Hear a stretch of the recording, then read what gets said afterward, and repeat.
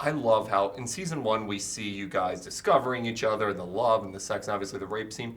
But now you're like turned into CIA agents. I mean, I feel like Jamie and Claire are going to need a Bahamas vacation after this. Oh, that's a good idea. Yeah, that's a great idea. For season 2, talk to me about showing the growing up of Jamie and Claire and them essentially having to change history now.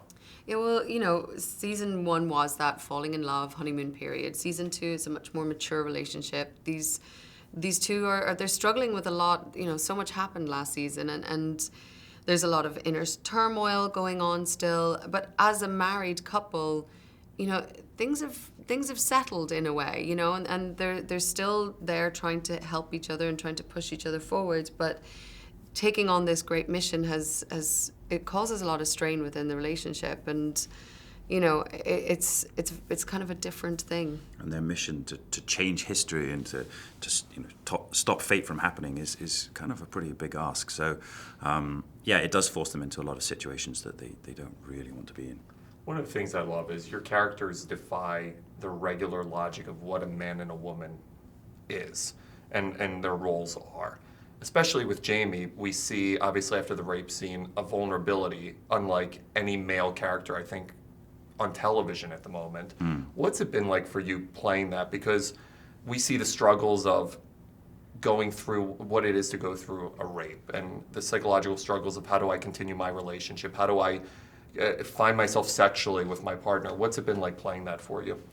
I think, myself and Caitriona were very aware that we wanted to follow that story through into season 2, and I think it's there, you know, and it's certainly played out, and ultimately, like most people, Jamie doesn't really deal with a problem. He just pretends it didn't happen, and ultimately, you know, not dealing with something, a disease or something, it builds and it manifests itself, and his is a very particular one. You know, it's Blackjack Randall, and Randall's got into his mind, and so then, you know, the way he actually finds salvation or a cure comes in a very strange form. But by the end of season 2, you know, I think Jamie has certainly become the man he's supposed to be.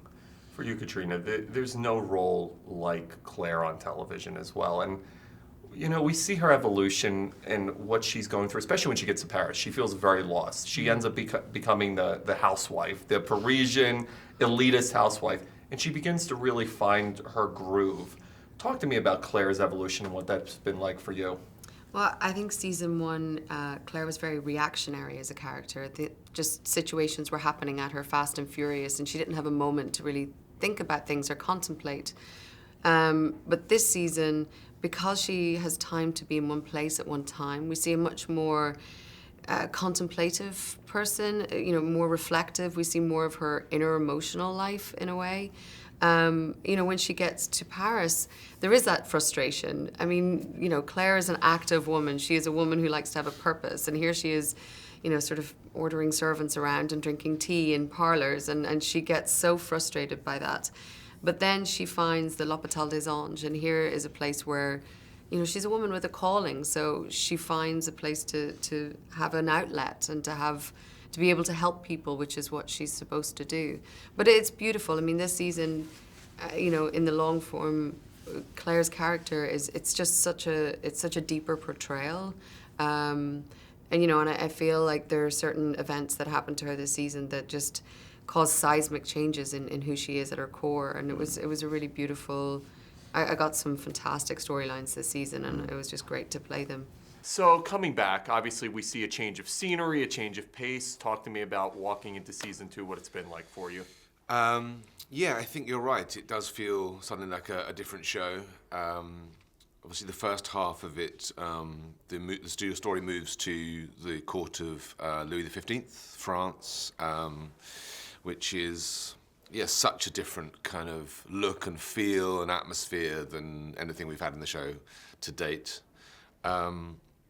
Obviously, we start off at the very beginning of the season, something a slightly surprising sort of beginning, which is Claire returning to Frank in the 1940s and seeing them kind of try to repair their marriage and deal with everything that's been going on for Claire.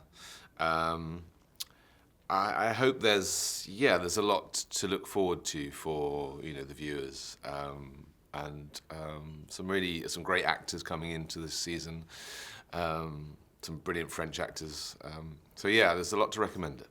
The dynamic between Blackjack and Jamie, there's nothing like it on television. And obviously the scenes at the end of season 1, groundbreaking, I think.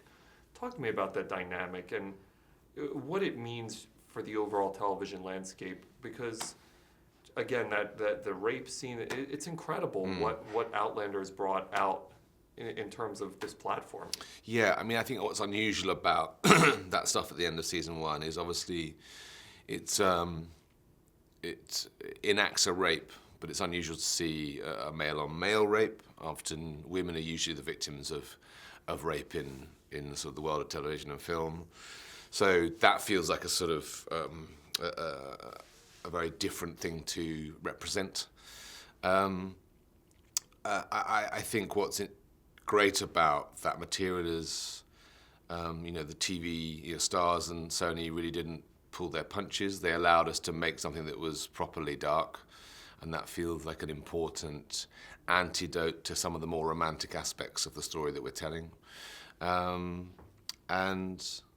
yeah, what I like about it is that we managed, I think, to make it emotional and psychological rather than just violent.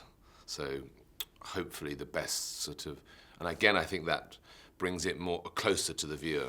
If it's just brutality, then I think you can again discount it. But if there seems to be emotions and needs and at times that it's almost sort of beautiful, then that's obviously much more uncomfortable to watch.